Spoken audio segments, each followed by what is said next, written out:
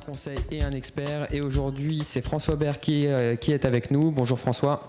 Bonjour monsieur. Je rappelle à tous nos auditeurs que vous êtes fondateur et dirigeant du cabinet Edelweiss RH, cabinet d'ostéopathie d'organisation.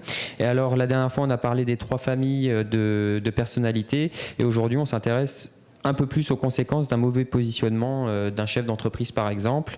Et dans la famille cérébrale, on va vous demander, François, le chef rigide et monsieur je sais tout. Voilà, tout à fait. Toute ressemblance avec une situation ayant déjà existé sera purement fortuite.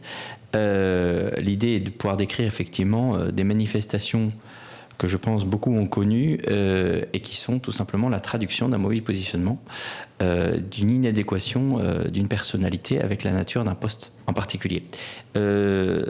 Quand on parle justement de management, de chef, j'ai pu un peu décrire ce qu'était le moteur fondamental du chef, notamment sa posture d'écoute, sa posture de décision.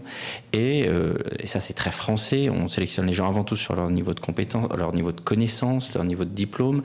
Et on se retrouve très facilement avec des chefs qui sont des cérébraux, en fait, et qui n'ont pas du tout été évalués sur leur capacité, justement, de management, plutôt par des diplômes ou des stages, mais avant tout sur le niveau de connaissances. Concrètement, ça veut dire quoi ? Quelqu'un qui est cérébral, c'est quelqu'un, comme je l'évoquais la dernière fois, pour lequel ce qui compte, c'est de manière générale la production d'idées, la production de ce qui va sortir de leur cerveau, soit donc en termes d'idées opérationnelles, soit en termes tout simplement d'idées de fond, d'idées de connaissances, d'expertise. Ça va se traduire comment ? Celui qui crée des idées, son besoin, sa motivation, c'est que les idées se réalisent. Et pour lui, à partir du moment où son idée a été élaborée, il considère que le travail est fait. Et donc, que derrière, ça mette du temps en termes d'exécution, c'est quelque chose qu'il ne comprend pas au final. Donc, il va tout faire pour s'adapter, il va accorder des délais, il va mettre des sourdines, il va tolérer des choses, mais fondamentalement, il ne va pas comprendre que son idée soit mal exécutée. Il va chercher à la reformuler, il va chercher éventuellement après, et c'est là qu'on est dans la rigidité du chef, à comprendre pourquoi l'exécution ne se passe pas. Donc il va mettre des systèmes de contrôle, il va dire en fait vous n'avez pas compris mon idée, vous n'avez pas fait en sorte de pouvoir faire exactement ce que j'ai demandé.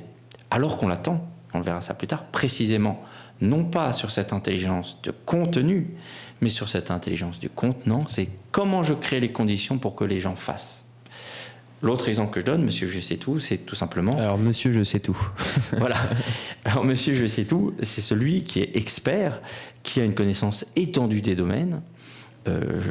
Hier j'étais en intervention dans un hôpital, c'est typiquement le cas du chirurgien superstar de son domaine qu'on met chef. Eh bien il a été mis chef parce qu'il connaît tout sur le sujet.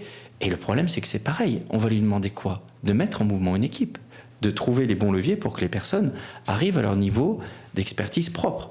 Or lui, il a passé sa vie à être le plus pointu possible sur un sujet. Il est en contrariété permanente avec ce qui a été et son expérience et sa motivation.